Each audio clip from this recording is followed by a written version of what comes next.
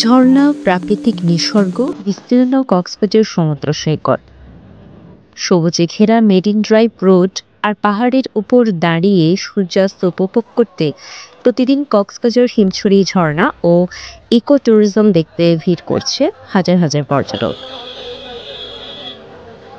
কক্সবাজার থেকে ১২ কিলোমিটার দূরে পাহাড়ের কোলে হিমছড়ি অবস্থিত। হিমছড়ির ছোট বড় ঝর্ণা, পাহাড় আর ফটোগ্রাফিক সমুদ্র তট পর্যটকদের বিমোহিত করে রাখে। শীতল পানির ঝর্ণা, মেরিন ড্রাইভ রোড এবং বিস্তীর্ণ সমুদ্র সৈকত দেখতে হিমছড়িতে ছুটে যাচ্ছে হাজারো পর্যটক। ৩৫০ ফিট উপরে ২৮৫ সিঁড়ি বেয়ে পাহাড়ের উপরে দাঁড়িয়ে সূর্যাস্ত উপভোগ ও সমুদ্রের সৌন্দর্য উপভোগ করেন। অনেক সুন্দর লাগছে। তো অবশ্যই হয়েছে, কিন্তু কষ্টের পরে তো মানে একটা জিনিস উপভোগ করার মজাই আলাদা। অবশ্যই হয়েছে। এখানে এসে খুব সুন্দর এবং খুব ভালো লাগলো। অনেক সুন্দর পরিবেশ, খুব সুন্দর লাগছে। অনুভূতি খুব মানে আমি খুব এক্সাইটেড। তো কাছ থেকে মানে এত সুন্দর ভিউ, খুব ভালো লাগছে। Thank you. এত তো উপরে কেমন উঠলেন? কষ্ট হয়েছে, কিন্তু ভালো কিছুর জন্য তো একটু কষ্ট করতে অনেক ভালো লাগছে। এখানে দেখার মতো অনেক কিছু আছে।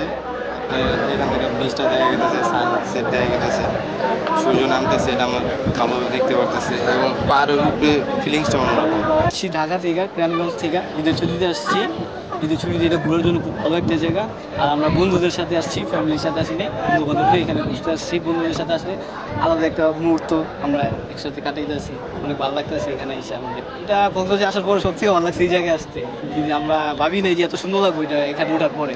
মিলে আসলে খুব ভালো লাগছে। সূর্যাস্ত আমি আগেও দেখেছি, কিন্তু আজকেরটা খুব ভালো লাগতেছে, কারণ এই জায়গায় থেকে আমি আগে কখনো দেখিনি। নিচে থেকে দেখছিলাম, সেই জন্য পুরো সৌন্দর্যটা উপভোগ করতে পারিনি। আজকে খুব ভালো লাগতেছে।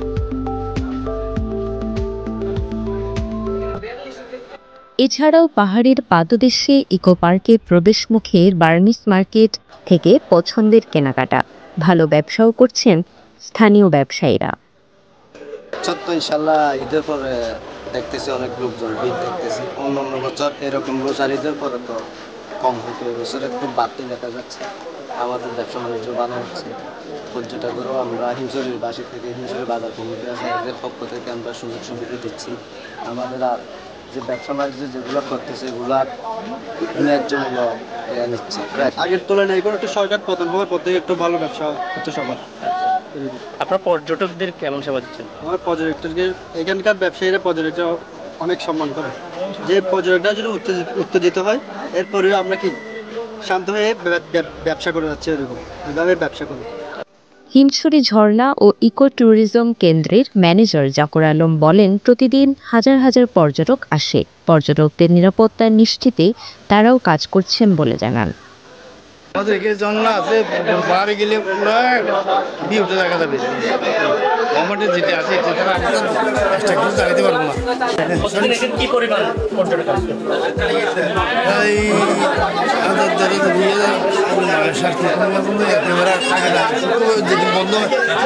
যেহেতু এখন বন্ধ আছে, বেশি।